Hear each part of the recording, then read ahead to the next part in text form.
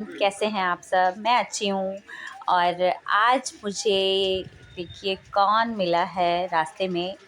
ये मुझे मिला है छोटे छोटे पपीज़। एक नहीं, दो नहीं, तीन पपीज़। मैं अपने घर से देखती हूँ तो तीन नहीं, लगभग चार पपी हैं। पर एक पपी अपनी मम्मा के साथ अभी कहीं गया हुआ था, यहाँ पे नहीं था, उसकी मम्मा भी साथ में नहीं थी। तो ये तीनों बच्चे अपना मज़े से खेल कूद कर रहे थे, मज़ा मस्ती कर रहे थे, या जो भी प्यार मोहब्बत कर रहे थे। तीनों भाई बहन थे या भाई भाई थे, पता नहीं, जो भी थे। बड़ा मैं इन्हें देख कर के रुक गई थी। रास्ते के जो पपी होते हैं रोड वाले, वो इन्हीं छोटी छोटी चीज़ों में अपना खेलते रहते हैं। मैं बहुत बार देखती हूँ कि मेरे घर के सामने में जो डॉगी होते हैं, बहुत सारे पपीज़ छोटे छोटे बच्चे देते हैं। और कभी कभी तो बहुत बार कोई उठा के ले जाता है या कुछ इस तरह का मतलब होता है। तो उसकी इनकी जो मम्मा है वो बहुत ज़्यादा मतलब एकदम गुस्से में आ जाती है, एकदम से काटने को दौड़ती है। तो बहुत बार तो मतलब बहुत ज़्यादा एकदम ये रहती है, अपने बच्चों के प्रति बहुत ज़्यादा प्रोटेक्टिव रहती है। और इन्हें देख कर के बहुत बार बच्चे, स्कूल जाने वाले बच्चे रुक के बहुत प्यार करते हैं इन्हें। तो इन्हें देख कर के तो प्यार आता ही है। तो चलिए, प्रभाती आ गई होंगी, दौड़ते दौड़ते आई हूँ मैं। चलिए,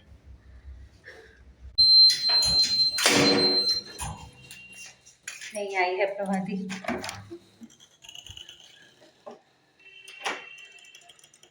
मुझे लगा आ गई होगी, अभी तक आई नहीं है। जल्दी जल्दी काम फिनिश करते हैं कि काम था बहुत ज़्यादा। ढेर सारे पड़े हुए मेरे, देखिए, सब कुछ लेके छत पे चले के।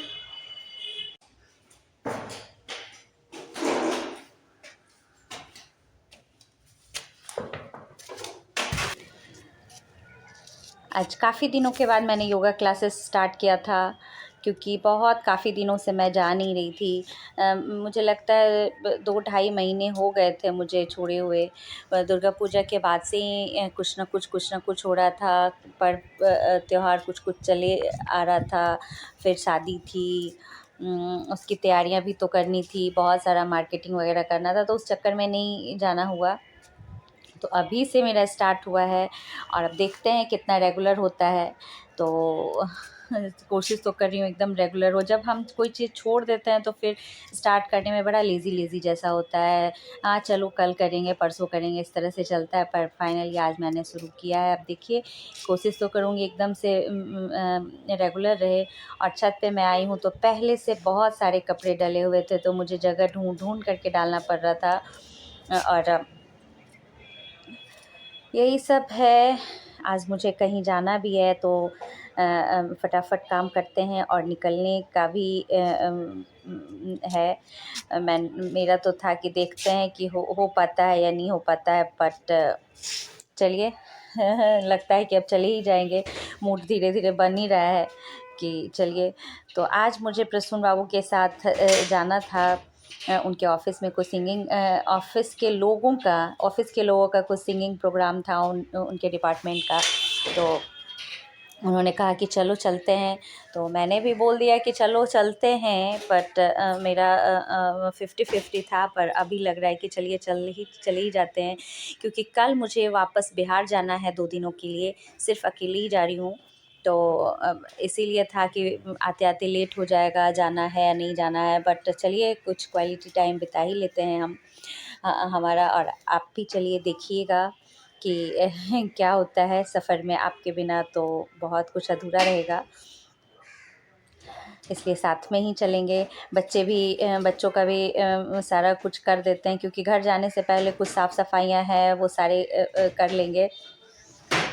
कपड़े वगैरह भी तो हमने सारे कुछ धुल गए हैं। तो आते आते हो सकता है लेट हो जाएगा, 3 साढ़े 3 के लगभग में निकलना है मुझे। और आशु का स्कूल से आने का टाइम भी 3 बजे है। तो वो आएगा, उसके बाद उसे भी खाना वाना खिला करके फिर निकलेंगे। घर के काम से कभी छुट्टी नहीं होने वाली।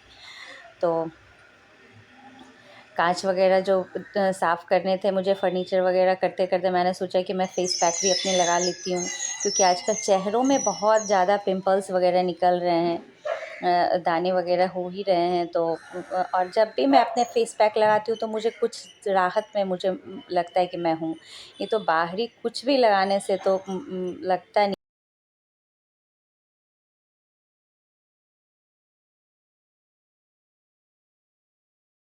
तो तब तक फ़ेस पैक भी लगाते हैं और बाकी बचे जो कांच थे वो सब हम साफ़ कर लेंगे, इधर उधर थोड़े बहुत हाथ मार लेंगे, क्योंकि ऐसा ना हो कि मेरे जाने के बाद सब कुछ अजीब सा धूल धूल जैसा हो, बच्चे लोग भी को भी लगे कि मतलब कि घर एकदम डस्ट से भरा हुआ है। ऐसा नहीं लगना चाहिए।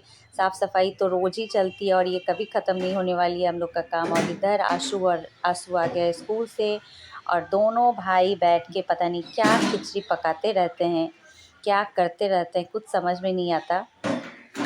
धीरे धीरे उनकी बातें चलती रहती हैं, भैया, आशू, ये वो, मतलब इस तरह की बातें चलती ही रहती हैं दोनों की। तो चलिए, आज आंसू आजकल खेलने के चक्कर में बहुत अपना टिफ़िन वगैरह भी नहीं खा रहा है। उसका गेम पीरियड जो होता है उसके चक्कर में अपने बहुत सारे खाने पीने का एकदम से ख्याल नहीं रखता है, तो वो भी होगा। और तो आंसू से मैं यही पूछ रही हूँ कि आंसू, तुमने टिफ़िन खाया या नहीं खाया? अब चलो तुम नहा लो। ये आंसू जब भी मेरे पास आता है तो मुझसे ही अपना हाइट मापते रहता है, तो मुझे भी लगता है कि गजब करते हो आंसू, मुझसे ही अपना हाइट हमेशा क्यों मापना है? चलो नहा लो, जाओ अपना काम फटाफट करो, क्योंकि मुझे भी निकलना था। तो आशु वैसे सवेरे सवेरे ही सारा काम इतनी जल्दबाजी में वो फिनिश करता है स्कूल जाते टाइम पे, मुझे बोलना नहीं पड़ता। पर आज मैंने भी छोड़ दिया कि चलो जाने दो, बच्चे स्कूल में तो डिसिप्लिन से रहते ही हैं, घर में भी क्या इतना ज़्यादा करना।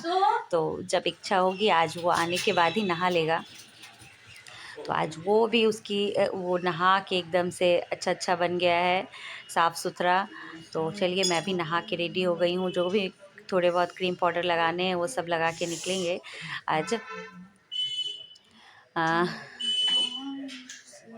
तो यही सब चल रहा है अभी, तो ज़िंदगी बड़ी भागम दौड़ वाली चलती चली जा रही है। तो मेरे जो ये गाल के पिंपल्स हैं के निशान हैं, जो दानों के निशान हैं, वो तो एकदम से रह ही गए, वो गए नहीं। तो दोनों गालों पे पड़ गए हैं। और सारे कुछ करने के बाद अब ये सबसे खूबसूरत चीज़ जो सिंदूर है, इसके बिना तो सब कुछ अधूरा है, ये लगाएंगे। और छोटे बाल जो होते हैं उन्हें ज़्यादा केयर करना पड़ता है, ये ऐसा मुझे लगता है, बार बार उसमें कंघियाँ मारनी पड़ती हैं। और बड़े बाल रहते हैं तो ज़्यादा फिर भी सुकून से रहता है, चलो बांध लो और निकलो। बट थोड़ा होता है। बच्चे सभी को खाना वगैरह दे दिया है, सारे कुछ हो गए हैं, अब फटाफट निकलते हैं। मैं ऑलरेडी लेट हो चुकी हूँ और घर के काम उन्हें तो काहे सिचुएशन कुछ भी हो, उन्हें छोड़ा नहीं जा सकता।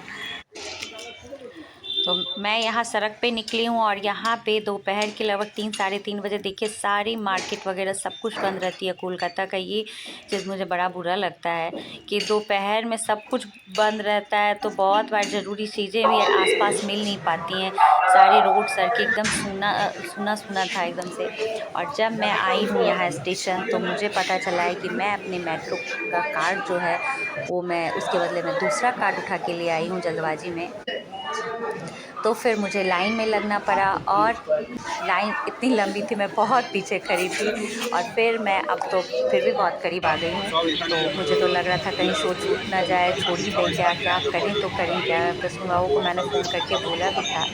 तो अभी मेट्रो में फाइनली घुस गई हूँ और बहुत ज़्यादा भीड़ नहीं है, क्योंकि लगभग 3:30-4 का टाइम हो रहा है। तो इस टाइम में काफ़ी भीड़ नहीं रहती है। जब भीड़ होती है 5-6 के लगभग में, बहुत एकदम से ठूंसने वाली भी, एकदम ठूसे हुए लोग रहते हैं, तब मेरी हालत ख़राब रहती है। मैं एकदम से भागती हूँ कि मुझे नहीं जाना, मैं वेट कर लूँगी घंटे 2 घंटे भी, पर मुझे नहीं जाना इतनी भीड़ में। और अब मैं पहुंची हूँ अपने स्टेशन पे। स्टेशन पे अब लग रहा है कि मैं पहुंच ही जाऊंगी फाइनली। तो चलिए चलते हैं, पहुंच गए हैं। प्रसून बाबू तो ऑलरेडी पहुंच ही गए हैं। पूछते पूछते हम जाएंगे वहाँ। दादा महाजाति सदन किधर है? सामने वाला।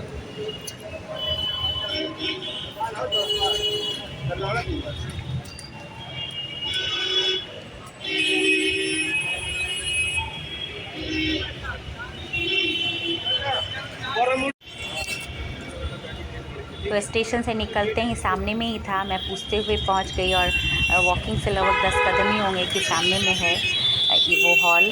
तो यहाँ काफ़ी लोग खड़े थे और मैं अंदर गई हूँ। अंदर जाने के बाद प्रसून बाबू सामने में ही थे। मैंने उन्हें बुला लिया था, तो उन्होंने बोला